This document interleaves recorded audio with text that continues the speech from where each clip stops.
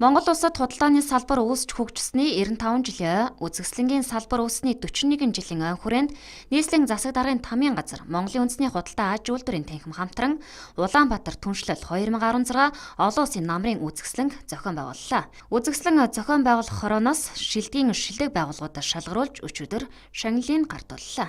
Энэ үзэсгэлэнд бол нийтдээ бол 110 аж ахуй нэгж оролцсон. Энэ дотор бол одоо манай агууд үндэсний үйлдвэрлэгч нар байсан.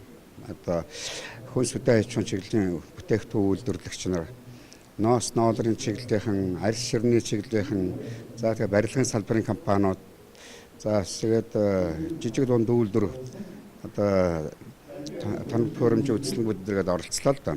Тийм болохоор энэ үзэсгэлэнгийн 3 хоногийн хугацаанд бол нийтдээ 160 сая төгрөгийн борлуулалт хийсэн байна.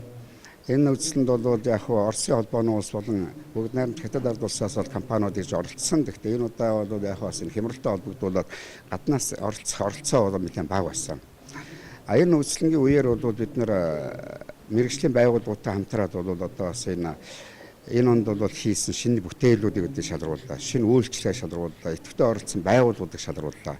Энийг арга хэмжээ бол зохион байгуулахад бол одоо мэргэжлийн хяналтын байгууллагууд стандарт хэмжсэн газрынхын дээрээ мэргэжлийн байгууллагууд энэ ч бол маш идэвхтэй оролцож одоо энэ манай энэ үзэсгэлэнд оролцсон компаниудын бүтээлүүдтэй бол өргөн хүртэл бол танилцж бид нар бол энийг шалгуулах арга хэмжээг бол өнөөдөр бол зохион байгуулж байгаа юм.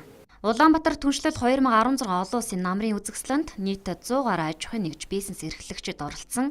Үүнээс хүнсний салбараас 39, эрүүл мэндийн бүтээгдэхүүн үйлдвэрлэгч 9, арьс ширний үйлдвэрлэгч 30, за импортын бүтээгдэхүүн болоод үйлчлэгээр 20 гаруй аж ахуйн нэгж тус оролцсон юм а.